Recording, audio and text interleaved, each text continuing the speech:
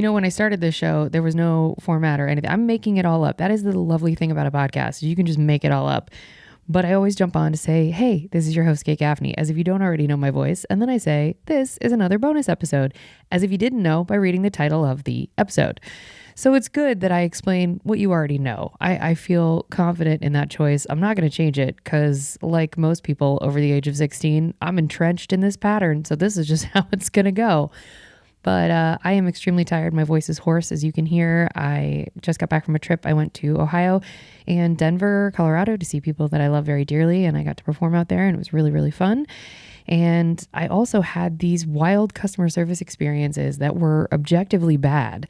And I thought, do they know that I'm going to talk about this somewhere? Is this the universe just teeing up opportunities for me to gripe on the mic?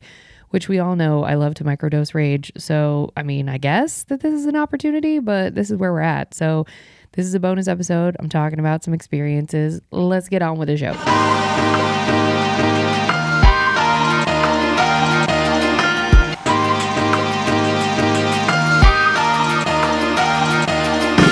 Oh, hi. You're listening to Service from Hell, a podcast featuring people that are currently in customer service positions or the lucky few that got out and all of the good, bad, and infinitely irritating things that go along with that work. I'm actor and comic Kate Gaffney, and I'm uniquely qualified to discuss this as I used to work at a very busy and very popular comedy club in Los Angeles. And at least one of you listening right now has probably grabbed me and told me you were ready to order when I was running around like a crazy person. So let's eat. Let's just do this. Let's get on with let's just skip the apps and go straight to the meat. Oh, folks, I am so tired. And that's exactly what you want to hear when you're turning on an episode of the show. I just got back from a trip, as I said in the intro, and I had the really unfortunate experience of renting a car. It was from a company that I don't know if I can. This was my experience, but I don't want to I don't know. Anyway, they're one of the major ones. You would think that they would be cheaper because of their name. It is a U.S. currency that they are named after. And I was told, all you have to do is, I booked it through Expedia to get a better deal. I was told all you have to do is fill out all this stuff online, take a picture of your license, go through this vetting process, and you can skip the counter. My flight was coming in. It was a direct flight from LAX to CVG, and it was an overnight flight. I hate what a red eye does to my body, mentally, etc. But I love that I don't lose a day of travel. Of course, now I sound gravelly and terrible because I did several of those, so I'm very tired. But also, anyone who knows me knows I am A, not a morning person, and B, I despise an interrogation of like, where are you going? What are you doing? Who are you with? Blah, blah, blah. It's just not for me. If you do that to me in the morning, you're going to cry blood for how much I'm going to say mean stuff to you. So I just largely keep my mouth shut because I have some impulse control, not a ton. I'm covered in tattoos, but some impulse control. And I knew that flying overnight was going to make me, hopefully I was going to sleep on the plane. I did not. Maybe I think I got like 20 minutes of sleep. And I knew that we were going to land at 5 a.m. and that the rental car company didn't open until 6. So I thought, okay, I'm going to skip having to interact with anyone. I'm not going to be mean to anyone. I'm just going to grab my cute little overpacked bags, plural with an S, that's right, for just a week. And then I'm going to walk my happy ass to the car. I'm going to turn on the car and drive away. That is not what happened. So because I booked the car through Expedia, apparently the counter option that they told me was an option no longer, or the skip the counter option was no longer an option, but they don't tell you that until it is 5:02 in the morning and you keep hitting refresh and it said something went wrong. Wait a few minutes. It's literally the message I got. So anyway, the plane lands. Of course, we land early. Like, you know how you normally would want that. And in this case, I was like, no, if we could land right on time or later, that would be ideal. So we land at like what would have been, 4:45 Ohio time, which was my body thought was 1:45. So I go, everything is on time. And what I mean on time, my bag was waiting for me when I got to the baggage claim. There was no line for anything. I was able to use the restroom, get my bag. And now it was like 5:02. And CVG is usually very busy. It was just this weird time where it wasn't because we had an inbound flight. And so I was looking all around. It's been remodeled since I was there last. And I was like, this is so cool. Like, what a sexy little airport we have going on now. And normally to get your rental car, it was an off property. You had to take a shuttle. It was a whole experience. Now it's on property. So it's all very streamlined.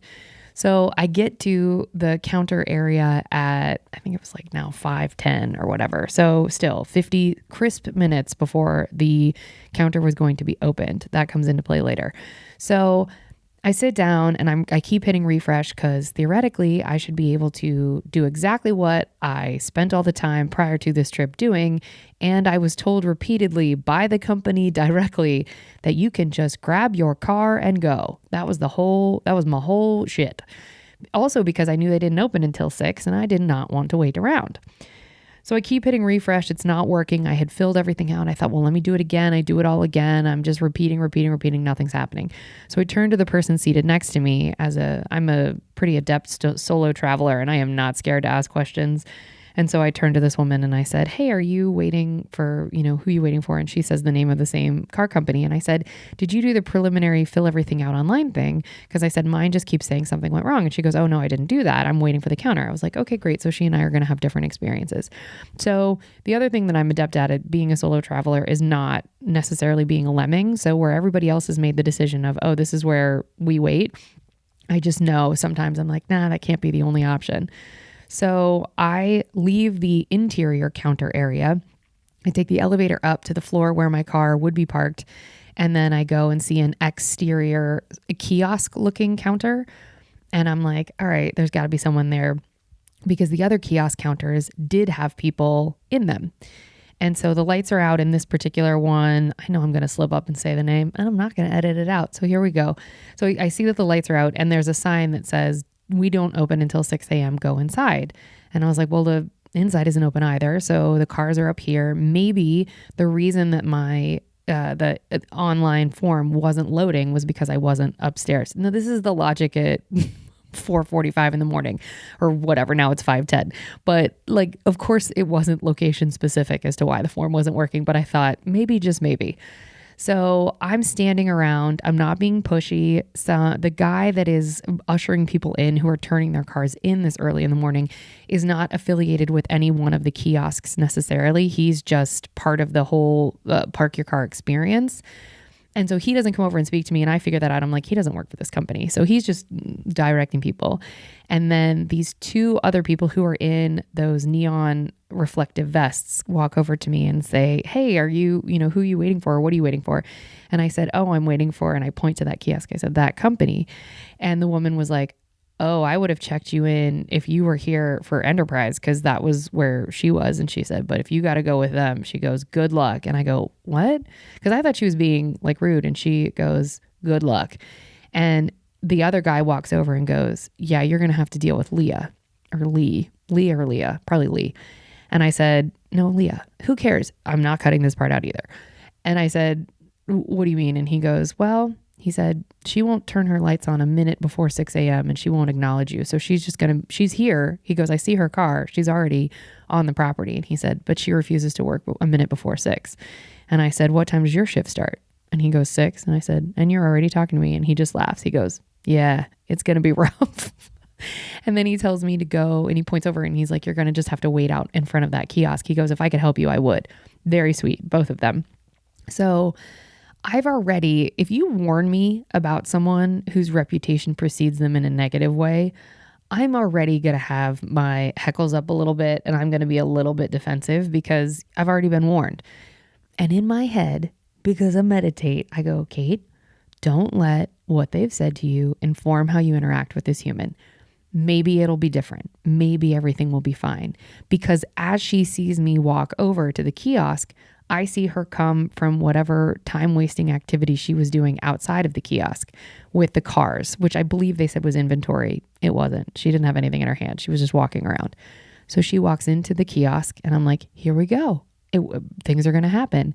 And it is now, I think at this point, I had been waiting for like 15 minutes. It's probably like closer to 5:30, 5:35 or something like that. And I see her walk in and I'm like, amazing. Maybe she'll check me in. So she doesn't turn the lights on. She walks around in the kiosk. She's literally like taking off her jacket, putting it back on, attached her name pin, took it off, did it again. These are a lot of performative activities. but I don't clock them as performative. I think this is her prep for the morning. She technically doesn't have to interact with me until 6. I'm going to be patient. So I just continue to stand there. I'm not knocking on the kiosk door. I'm not saying, excuse me. I'm not attempting to make eye contact. I'm just watching her because I thought she's going to be the person that is the arbiter of this experience. She's going to decide when this experience begins for me. So I'm not going to be a jerk. So in the dark of this kiosk, she then picks up, and I wish this were a joke, she picks up a duster and starts dusting the keyboard for the computer she will be using that day. Theoretically, she does this every morning. How dusty is it? And if she doesn't do it every morning, and she's chosen to do it this morning because she's seeing me outside, now I'm going to be like, I was filling the tank of rage that I have that is largely full most of the time. Now it's overflowing. Now I'm seeing red. So I'm like doing my meditation breaths. I'm like, it's not personal. Don't worry about it. She's eventually going to acknowledge you. Certainly she's not going to make you wait until 6 a.m. because at this point we have 25 minutes. Certainly she sees you and is going to rush this along because it's clear you are very tired. Also, I'm on an inbound flight. I'm not renting a car from an outbound flight. Cincinnati wasn't my starting location. It was my end. So because it's 5 a.m, theoretically I flew overnight. That would be the only thing that would make sense. You don't know from where I flew in, but you knew I flew overnight. So I'm tired. Whether I woke up at 3 a.m. where I was or 1 a.m., I'm tired. I didn't go to bed at all. So she's dusting the keyboard. She's performatively, like I said, dressing, undressing. I don't know. She does a dance. She's, sipping her coffee. She's doing whatever. I would understand if she were doing activities related to the job that were prep. Like, it is very annoying when people come to a restaurant early or really any location early because you have to do opening activities. But I don't know if in the corporate doctrine it says, dust a keyboard, take your jacket off, put it back on, play with the button on your vest, put your name tag on, take it off. I don't know if that's in the employee handbook. I have to assume it isn't. What I can assume is on the employee handbook is if you're there and we're already paying you and there is a single customer who is having technical issues and has done everything up until that point that she needs to, you could just at least acknowledge that she has a heartbeat and is breathing in front of you. But predictably, none of that happens. So I stand there like a jackass for 20 minutes, trying not to fall asleep. You know that nauseous feeling when you're so tired where you're like, oh, I'm definitely going to barf. I'm like toggling between feeling really sick and like really just needing her to acknowledge me. And so I'm sitting there and I'm like, I'm going to throw up because I'm so tired. And I'm like, stand up, don't fall asleep standing up. Like, it's a mess. It's a mess. And traveling is enormously stressful. So I'm waiting. To her credit, at 6 on the dot, she's done playing with her jacket and dusting. She turns the light on in the kiosk. She slowly takes the sign off that says we're closed until 6. She walks, does a lap. I don't know if she's like talking to God, and then she sits in her little chair. Then she doesn't open the front little window for the kiosk, and she waits, and she's messing around with her computer. Then she performatively stands up, opens the door to the kiosk, pops her head out, and I am to her what would be stage left. I am to her left, but you get the idea. So as she faces out, I'm on her left-hand side. She turns to her right with her head popped out of the kiosk and goes, next. And now there's no one there, right? And then she goes, well, that's where the line starts. Next. I don't know who this is to. And I'm too tired to process that she's being a bitch. And then I just go, oh, because she is being a bitch. I go, wow. Just out loud. That's what I say. I say, wow. And then she turns to me and says, well, you're at the exit. I'm just tired of nobody reading any signs. Ma'am, this is a kiosk. It is now 6 a.m. and it's a really good thing I went through TSA and don't have a knife on me because who is that for? You know I'm exhausted. I was patient. I wasn't a bitch to you. And this is how you're starting our interaction? Thanks, Lee, whomever. Thank you so much for whatever this is. And so I said, I just am having technical, and she cuts me off and goes, name and reservation number. And I said, oh, I can tell you my name, but I was like, I don't have my reservation. And she goes, name and reservation number. And I said, I don't have my reservation number. I said, I'm having and she said, I'm not interacting with you until you give me the information I've just asked for. And so here's the thing. Now I'm fuming. Now I'm like, I don't care if this is personal or not. I played your stupid game in this little fiefdom you have where you have a modicum of power and you live for having this little bit of power. I played your game and you're being terrible to me. Why? For what? Based on what? I haven't done anything to you. So now my blood is boiling because I'm so frustrated. And so I give her my name and she said, reservation number. And I said, I still don't have it. And because now I'm like, I'm not even going in my email. I had access to it. I'm like, no, you can look it up. You won't let me explain what's going on because I filled everything out already. You're wasting your time and you're certainly wasting mine. And so she said, I need license and insurance information. And I said, I entered all of that online. And she said, no, you didn't. Like, you're going to look me right in my eyeballs. And not only have you started the interaction rudely, now you're calling me a liar. And so now I'm giving her attitude. And I go, I did fill all of that out so that I wouldn't have to have this interaction right here. And she said, well, none of it's here. And I said, I was supposed to be able to skip the counter. And she said, well, here we are. I'm fuming angry at this point. And so she's slowly looking everything up. And now the people that were waiting at the desk inside have since come upstairs and they're standing at what would be the technical entrance to the line.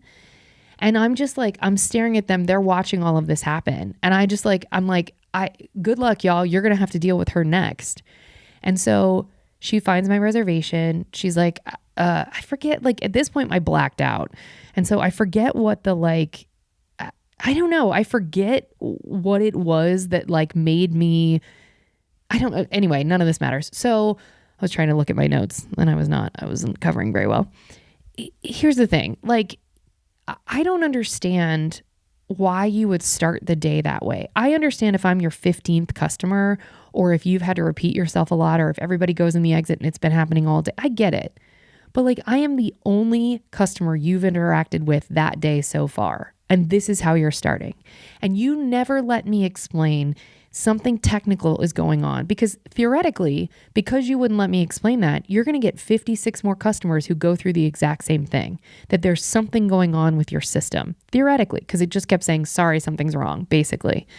So she looks it up. She continues to talk over me. And she said, are you getting the personal protection insurance? And I said, no.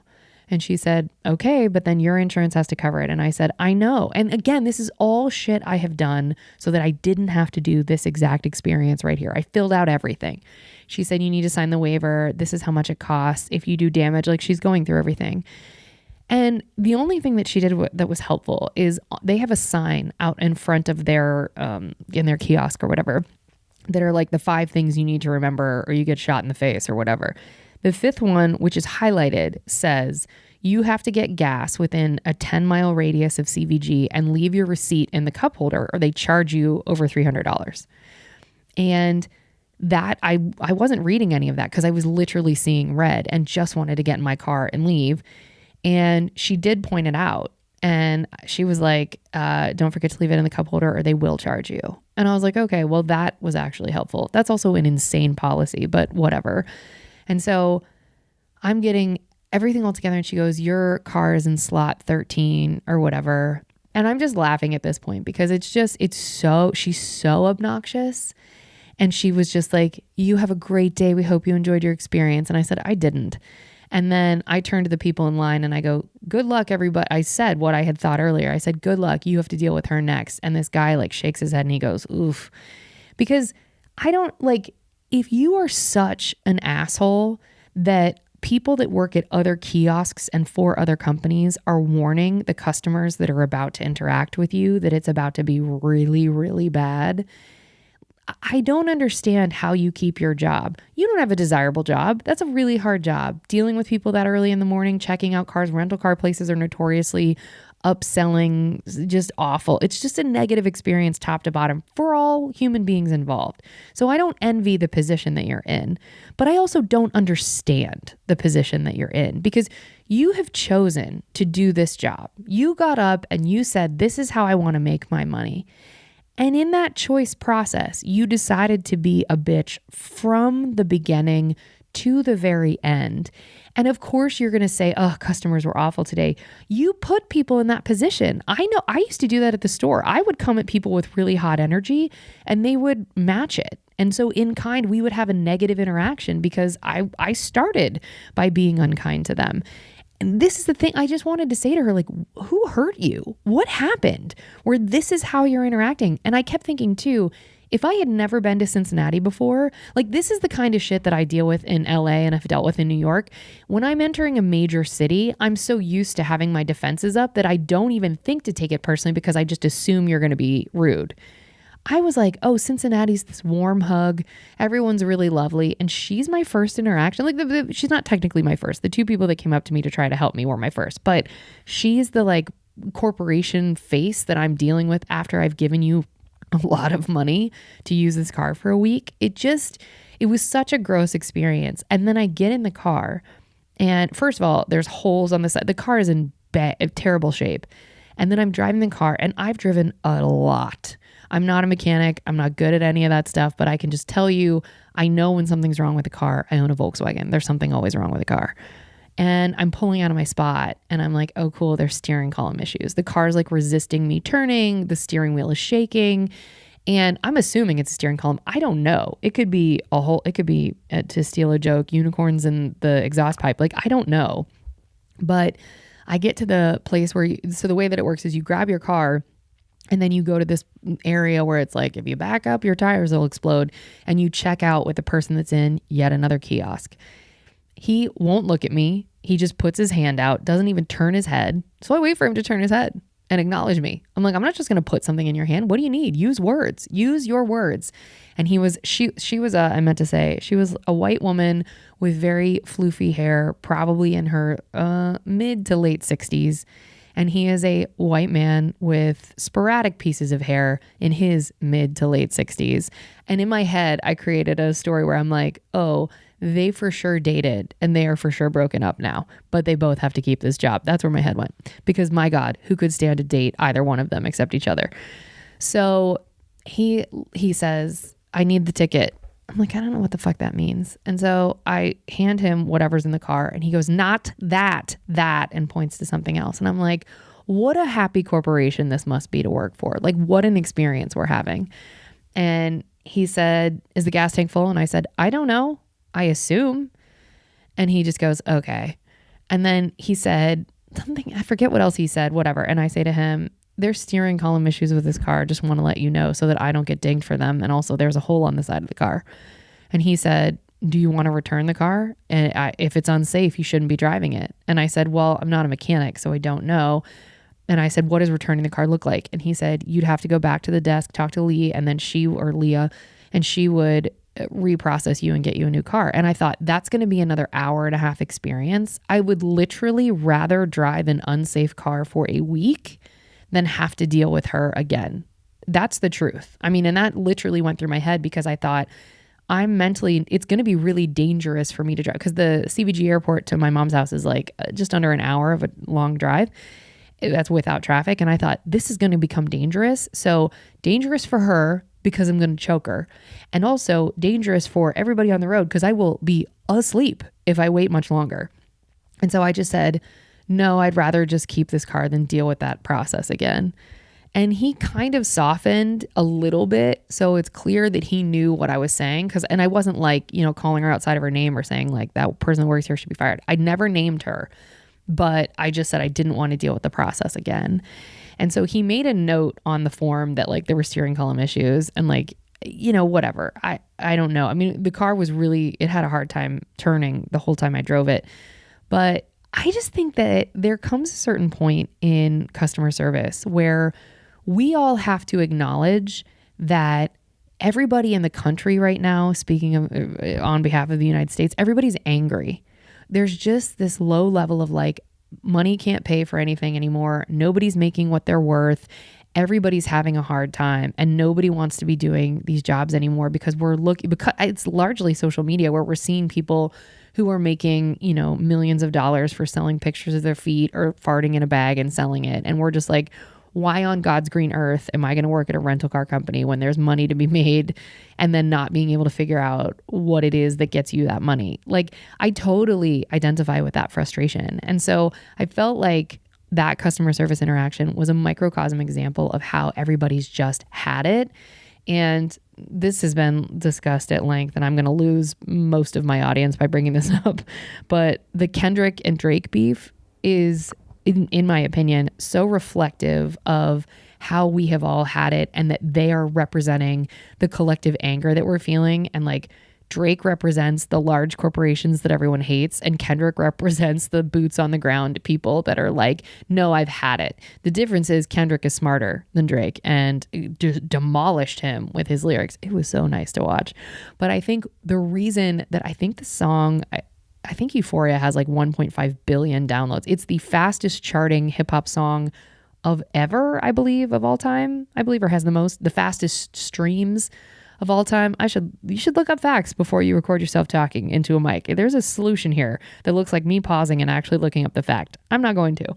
You should look it up. But whatever the record is that it broke is largely because, first of all, there's a reason that man has a Pulitzer Prize. Like, don't ever think you can go toe to toe with a Pulitzer Prize winning poet. Like, just stop.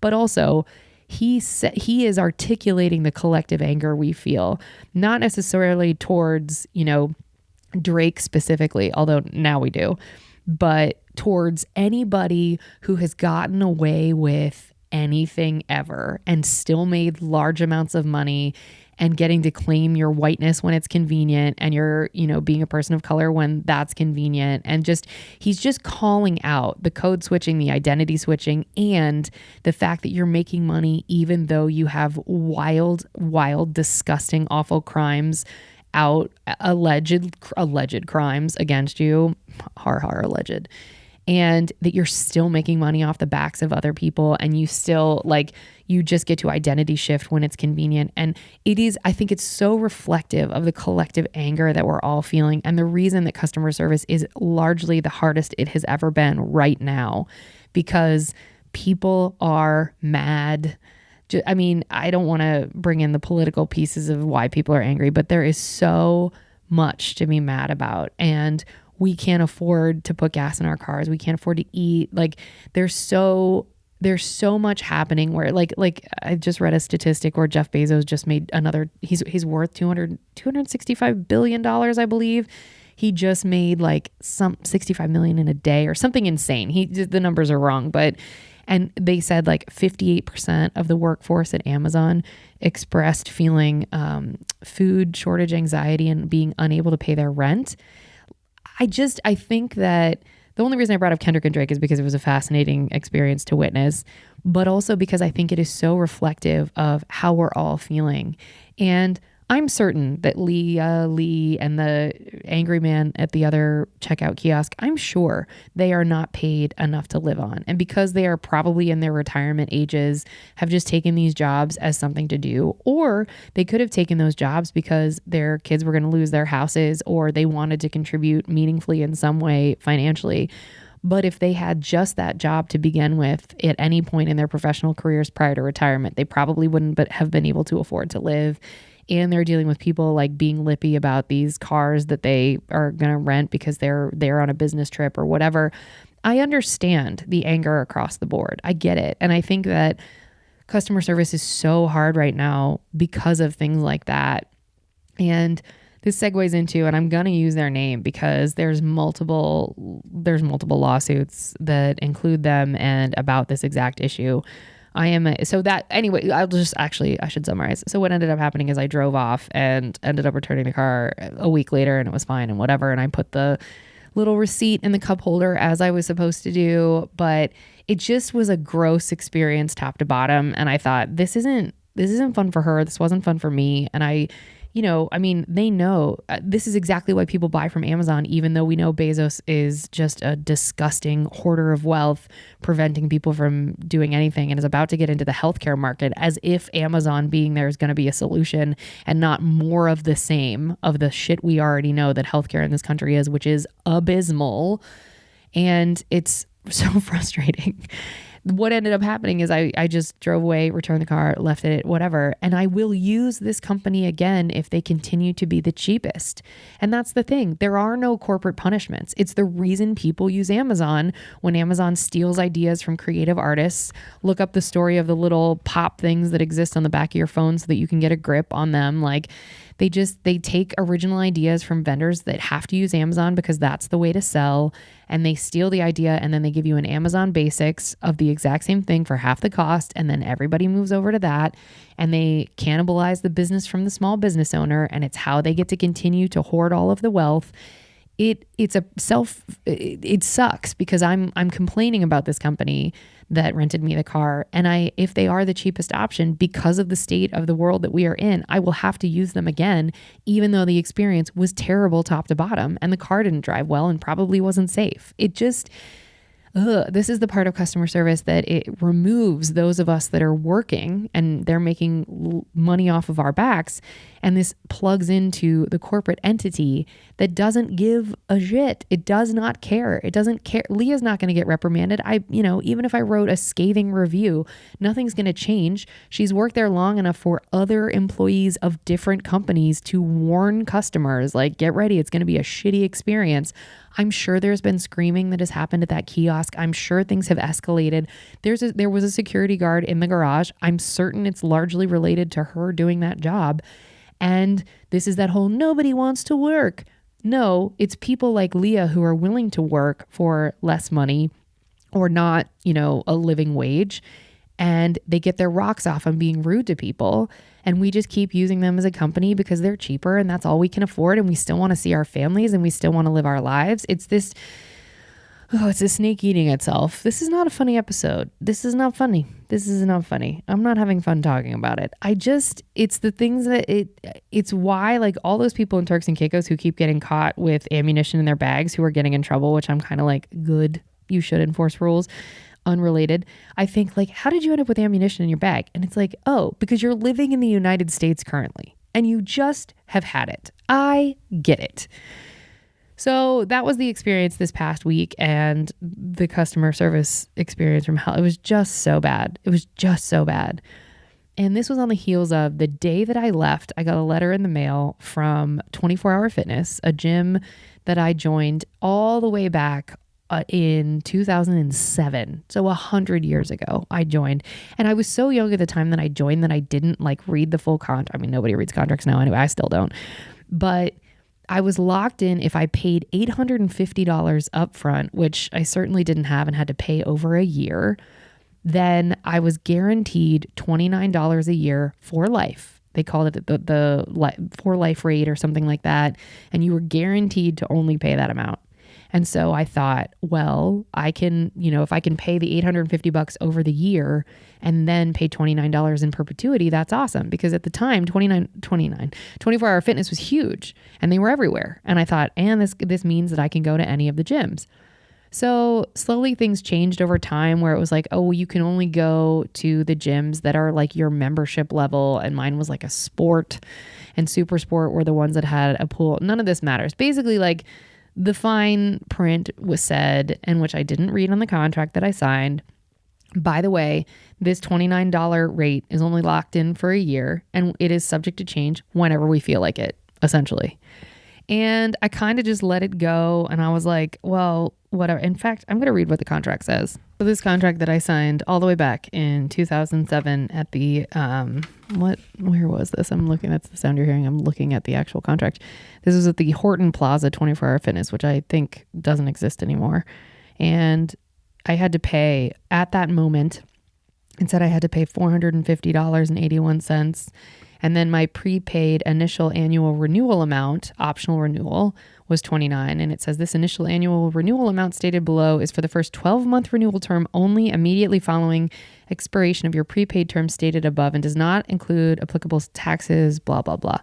See section 3 on page 2. So I flip over to section 3 on page 2 and it says, Section C says, right to increase dues. If you have a monthly payment membership, MPM, 24-hour may increase your monthly dues once per calendar year. This increase will be calculated at not more than 5% of your current monthly dues. Any such increase will not occur during the first 3 months of your membership. Your EFT date will not change. If you have a prepaid membership, 24-hour will not increase your initial annual renewal amount on page 1 of this agreement, but may increase all subsequent annual renewal amounts. 24-hour will send you notice of your annual renewal amount each year thereafter prior to the end of the current term. So I didn't read that. And so this $29 for life membership, which is what the salespeople were pitching so hard. They're like, no, it's for life. It's for life. It's good. It's forever. It's forever. Wasn't true. And that's how they got you. And so I looked up because don't give me time. I will come at you with facts. The Better Business Bureau has many claims filed against 24-Hour Fitness. And there were 2 different class action lawsuits where they said, this is a bait and switch. You told us that we had 29. I think that the lawsuit was for $50 for the year or whatever. That rate changed. But they said this was a for life rate. And then all of a sudden we get a $300 bill in the mail. And that's insane. So the reason that I'm annoyed is because I had $29 a year forever, this whole entire time. And this year I get a letter in the mail saying I didn't. They claim that they sent me an email. They didn't. It's weird that I get every other email from them, but didn't get this one. So they claim that they told me 3 months earlier that I was going to be paying $74 a year. Now, hear me out. $74 a year for a gym to use whenever I want, not that expensive, right? No problem. The facilities are disgusting. They're dirty. Most of the machines don't work and it's not a great gym. But for $29, I was like, you can kind of get away with anything. And I didn't complain. And I would go in, I'd check in, I would do my thing on the broken machines and then I would leave. Well, it's $74 a year because you're going against, well, you're not, but you lied and this was a bait and switch. Now I'm just pissed giving you $74. I have it. $74, not that big of a deal, not that much money. And to be able to go whenever I want, it's really not that much, but it's the principle. And that's going to be the thing. Put that on my tombstone. It's the principle. That's what's taken me out. I know it is because I was so mad and I called and I was like, oh, this bill must be wrong. And when I spoke to, you can't get anybody at corporate. So I had to call my specific club and they were like, oh yeah, we're seeing this year. Everyone's calling. Everybody's pissed. Check your contract. If you have it, it says that we can do this. Really sorry. And it's some poor kid in his 20s who's just thinks he wants to be a trainer. God bless. And is probably doing coke in the back with all the hot chicks. God bless. But he didn't know what to say. And there was no solution that he could have presented. And he said, look, you can come in and talk to Ricardo. He's the manager of the space. And he said, he's the only one that can do anything. And I said, okay. So the next day that I went to the gym, Ricardo happened to be there. And I was like, great, here we go. Gonna have a conversation. It's gonna be civil. And Ricardo was looking at his cell phone the whole time I was talking to him. He's a Hispanic dude in probably his early 30s who manages a gym where he's just getting shit on all the time because the gym is disgusting. And there's a large, older population who won't tolerate bullshit, which I actually really appreciate. They're like, why are there chunks of hair basically everywhere in this gym? It's disgusting. So I just said, hey, can you explain this? And he goes, 74 for the year is still pretty good. And sure, I get that. But I didn't sign a contract for $74 a year. I signed a contract for $29 a year. And so, yes, again, it isn't that much money, but it's almost 3 times what I was charged previously. And I think it's just over 2 times, but it's almost 3 times. But when I asked him to elaborate, first when I came in and said that, he goes, well, everything's going up. Gas is more expensive. Life is more expensive. That's why. And I said, well, I signed up in 2007 and nothing's gone up since then. It's just he just said, he goes back and he goes, yeah, lots of members are upset. What? And it's that there are 2 class action lawsuits that 24-Hour Fitness had to settle. The business itself is not doing well. And I recognize even a franchise location, shift lead or manager, whatever they want to call him, he doesn't have any power. He doesn't care. And he handed me his card. He's like, you can email me why you're upset. And it's no, I don't need the patronizing sort of tap on the head. Yes, I listened to you. Do you feel better? I don't need that. I want to have an actual conversation around like how this is allowed.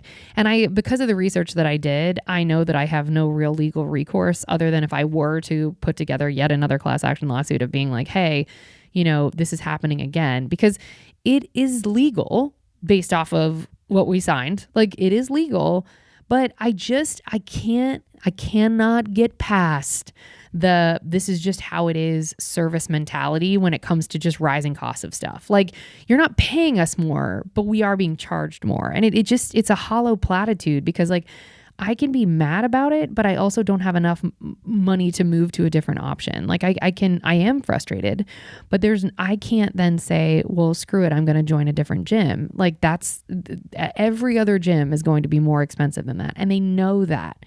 They know they have your nuts in a vice. Like, and that's the part that's so frustrating, is like, they could have raised it $100. And if I paid $129 a year, that is still cheaper than joining another gym for $20 a month. And that's the part that it's like, they just squeeze as much as they can out of the orange, no matter what they originally promised you, no matter what the original contract that you signed, and knowing that we weren't going to read that part, that they can just raise it whenever. Because if I had read that when I was a baby in 2007, I don't know that I would have processed the same thing, or that I would have thought like almost 20 years later, I'd still be at the same gym, because you think you make different choices when you have more money. Turns out I didn't, but there's no rules and now to help us. And now everybody just gets, these corporations just get to make more money. Like, they declared bankruptcy so that they got all of their debt washed away. And now they're just rebuilding to just become profitable. It's just, attitude reflects leadership. I get it. Ricardo is just enforcing what he's been told. And he is not wrong that $74 a year is not that bad. He's right. But it's not the point. That's not what I agreed to. Like, on this last trip that I went to Jamba Juice, sponsor the show. I love Jamba Juice. They go by Jamba now. And it was at LAX. And when the payment screen came up, I got super anxious, because they have these egg bites that are amazing. And I was like, here we go. First of all, I paid $14 for 2 egg bites. You should know that, and your heads should all explode. And I was like, this is actually a crime. But everywhere else was more expensive than that. So anyway, I get the egg bites and I look at the payment screen, and I keep waiting for the tip screen to come up, because when they flip around the iPad, no matter what they're doing, if they walked past you and gave you directions, they're handing you an iPad for a tip and for money. And so one doesn't come up. I'm like, there's no tip payment screen. And the girl was really sweet to me. She went the extra mile. Like, she was like, hey, you should try this mustard sriracha combo on those. It's really good. I did. She was right. And I don't even like mustard. Like, she deserved a tip. And that tip screen didn't come up, and I was very confused. And then like, I don't know, like, pay people what they're worth. If corporations can just keep doing this, then our only recourse is to stop going. But then back to the Amazon example, it's like, but then they also have your nuts in a vice, because they might be the only act in town. They may be the only place we can get whatever it is, fill in the blank. And this is why there are, rules about monopolies and what is it, like antitrust? No, whatever it is to break up like a big, monopoly. And I don't know. Like, I mean, I'm going to argue again when my annual rate goes up another 270% next year. I just want an experience outside where I'm not playing roulette with my bills and wondering how many hundreds are going to come out of my bank account. Like, we ate at this, when I was in Denver with my friends, we ate at this really lovely Italian restaurant that had a lot of gluten-free options. And I hate Italian food, but I was like, well, I'll try the gluten-free pizza. It was delicious. The server was great. She brought me gluten-free bread without me asking. Like, the experience as far as the customer service went was really, really good. But as I noticed at the bottom of the menu, it said that there's a CHP, which is a Colorado hospitality, or CHF, Colorado hospitality fee, that is to make sure, the language was so specific. I should have taken a damn picture and made it the picture of this episode, but it was like, to make sure that there is equitable payment for all members of the staff of this restaurant. If you would like the fee removed, just tell your server and you can. But they don't call it a gratuity, they call it a fee. So they don't say what the percentage is. You look at the menu and you're like, all right, well, I guess we're going to just have to see how much is added to the bill on top of tax and these exorbitant plate fees, because it was a very expensive dinner. And I look and I asked for a printout of the bill, because that's on Toast. Everything is on a screen and they just take you straight to the tip screen based off of whatever this arbitrary total is. And I was like, no. I want to see the whole bill. And so the fee was 22%. 22%. And so on my portion of the bill, that added an additional $8. And then you don't see that. You see once they run your card, all you see is all the credit card information, that weird thing, whatever you ordered, and that fee is not there. And it'll say plus tip, and there's a blank, and then total. And my friends are very thoughtful people, and especially my one friend, who I won't name because she'll get embarrassed, but she was like, I don't want to not tip this person. She was like, the service was great. I don't want to be that jerk that's like not tipping. And then I sign this receipt, leave it on the table, and they think that I didn't tip. And I said, I go through the same anxiety. I totally get it. And so I literally wrote out the words already included on the tip line, because when we received our copies of the bill, I walked to the host stand and I said, can you explain this to me? Because this doesn't say tip. And I said, I'm not mad. I read it on the menu. I knew this was coming, but I said, is this a tip? And the one girl hostess, she was like, well, that's the fee. And the guy stops her and he says, that is the amount of money we split across all departments in the restaurant so everybody can get tipped. And I said, so the CP, whatever the CPF or CHF, I said, that is the tip. And he said, yes. And so I said, okay, end of issue. So on the tip line, I wrote already included because I didn't want to seem like I was being a jerk. And then I totaled out what the receipt was. And it just felt gross. It colored my experience at the restaurant. I was also very tired. It was the last night. There was a lot of stuff happening, but it did color the experience, where as soon as I saw that on the menu, before I had even ordered, my heckles went up and I was like, here we go. I guess we're going to figure out what this fee is. I guess we're going to see. And I'm sorry, but 22% is enormous. I tip 25 normally if the service is good. I tip 20 if it was kind of a throwaway. It's rare that I'll go below 20. But 22, you're assuming that we had a great time top to bottom, everything was taken care of, and that it was good food. Now, all of those things are true, but maybe you get a server on a bad night and that isn't true. And my friend turned to me and said, I would much rather the base cost of this meal be more and they pay all of these workers the amount of money they're worth than make us get anxiety when we get the bill and decide okay, well, I guess they're going to get, paid a fair wage now because I'm making up the difference of that.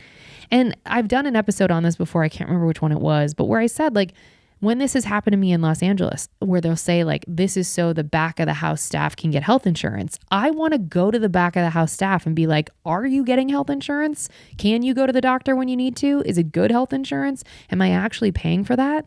Because they all say you can have it removed from the bill if you want to. Who's doing that? Who's having it removed from the bill? I can tell you, no one. No one is having that removed. And so it just colors the whole experience. It makes you feel a kind of way. It's how I feel about 24-hour fitness. It's yes, $74, not that much money. But it's so shitty I didn't get told. And also, yeah, you can raise the rate. You can. And in a time of economic hardship for everyone, that's the year. This is when you decide. You should go on Reddit. There's so many comments of what the hell is happening? My family was a member of this gym. Now we can't afford it. And I recognize a gym, these are quality problems, right? Going out to a meal and going to a gym, those are actual higher class luxury experiences relative to the rest of the world and really even in this country. So to be able to have these annoyances means I have the means to be able to have these experiences. So this is a complaint from a position of privilege, but it's so reflective of everything that's going on right now in customer service and in the country in general that is so enormously frustrating that you just feel like you're taking it every single day and you don't have a choice when it comes to the arbitrary costs of these things. And so when you feel that way, of course it translates onto your family and friends. And if you work in a position of customer service, it transfers onto the customers because you've had it and you don't have the means to fix it. And you just have to keep taking it. It's like the price of gas. You drive to the pump and you're like, okay, I guess it's $6 a gallon now. I guess this is what I'm paying, because what are you going to write a letter to? Dear Mr. Gas, gas. I am unappreciative of how expensive gas is. Nope. You're just going to take it because that's the way that the economy is built. And that's just capitalism. It's like, well, I guess this is what we do now.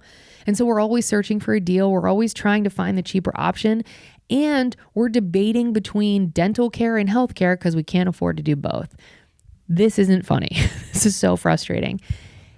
But this all came from the shitty customer service experience I had at the car rental place, that I've dealt with at the gym, and that I ended up having at the Italian restaurant in Denver. And the thing is like, I'm not naming them because the service really was good and the food really was good. And they were very kind and tuned in. And so they earned the 22%. But it's that shady, shitty little thing of like, did every check get 22% as the fee, or did some checks get 30% if they sized you up and thought that you had more money? Did some checks get 15% of that fee? Like, is it a flat fee? I don't know. And that was the only restaurant we ate at that had that. And so it's not like you are going to tell me that this is a Colorado specific thing or that it's a Denver specific thing, because we ate out at every meal. We were on vacation and we never saw that fee prior to that meal on the last night. And it's just the gross feeling that you have when you think you got taken advantage of. I don't care if it's my rate going from $29 a year to $74 a year, or if the fee is $1 or $75. It's the principle, but it's also the fact that you are taking advantage of the fact that you know I can do nothing. And just because that line item was in the menu, their odds are nobody saw it. I saw it because I'm an insane person when it comes to that stuff, and I had a feeling. And most people probably don't see it. Most people probably don't pay attention. So not only does the fee go back to the house, but also people are going to tip on top of that. And so your money, your business is just clearing money all over the place. And it just feels gross.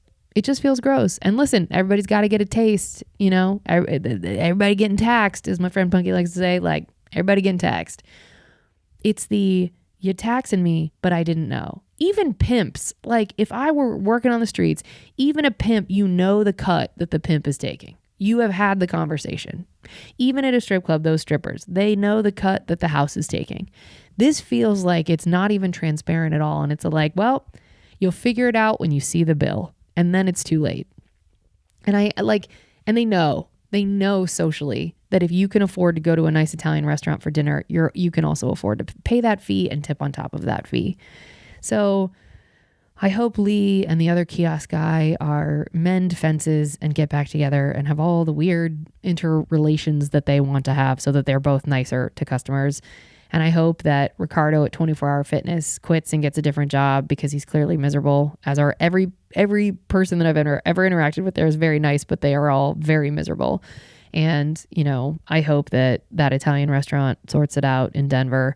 But it's the game. And at some point, everybody's going to crack, because this can't just go on forever, because there's not enough money and people are cutting things out. So there is a cap on how much these corporations can make when we stop being able to afford to give them our money. And it's like, I mean, in the news recently, Target just cut all of their prices on 5,000 items. There are 5,000 items they are cutting prices on. That's the move. That's the move right now. You want to compete with Amazon? You want people to like you? That's the move. Oh, I'm not a Target apologist or a proselytizer, but that's the move. So all of this screaming is to say, I don't have a solution. I'm just mad. I need you to share I need partners in rage. I need you to be mad with me. And I don't know if you have a solution, email me, servicefromhellpodcast@gmail.com. Email me with a solution, because whatever it is, I need to hear it, because I don't know how we butt up against this way that it is. And I don't know how we fight this, other than I don't even have the energy I barely have the energy to shower. I'm not going to put together a class action lawsuit, but if you have that energy, gracias, mazel, like, please do it. I will sign whatever I need to sign, and clearly not read the contract, so you could put almost anything in it.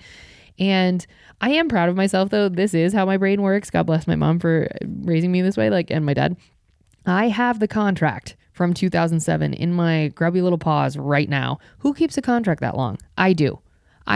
For this moment right here, to find out I'm wrong, but at least it's in ink and black and white, and I can say, well, I should read contracts more. Am I going to? Probably not. But this is a great example as to why you should. Be nicer, do better, all of the things. I don't have a solution. If you do, email me again and tell me your experience. Do you have a moment where you saw something on a bill and you were like, this can't be real, and that you just paid it because you have to, because that's life and this is who we are? I've had too many of those experiences and I'm annoyed. So join me in the rage, microdose rage with me. Join me. We're having a great time. And yeah, my trip was great. I got to perform. Thanks for coming out to see me, friends. It was so much fun. Have me back to your shows. The Western Sky Bar in Edgewood, Colorado. Shout out to all of the people. Harrison and I think his partner's name is Wendy. They own that bar. That bar is great. It's really cute. I got to watch the Nuggets lose and then go perform. And when I tell you it was a real specific energy, because I just went in on the Nuggets because they were already hurting. And I was like, well, you should have to hear me talk shit. Because also the Timberwolves they are a only losing franchise. They have never won an NBA title. And the Nuggets won last year. So I'm losing anybody who's not an NBA fan. But yeah, I opened the show with going off about the Nuggets, and I was the opening comic. So it just was great. But the audience was gracious and lovely. And if you are in Denver, or, if you're anywhere and you want me to come perform in your city, let me know. Send me a message. I would love to come out there. But yeah, customer service is in the shitter. And this is, who knew this many years later, 4 years into this podcast, that I would still have new things to scream about when it comes to shitty customer service. But here we are. Thank you folks so much for listening to this bonus episode of me screaming about all the ways I was wronged. Love being a martyr. And if you have any customer service experiences that have been similar, different, good, bad, or otherwise, email us, servicefromhellpodcast@gmail.com. We always love hearing from you. Remember, if you can't afford to tip or apparently pay these fake fees that are made up and maybe don't even go to the staff, you can't afford to go out. So don't be garbage and be good to people. It's easier that way.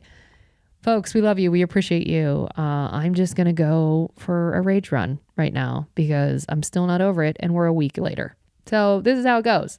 Thank you folks so much for listening. I love and appreciate you. Good night.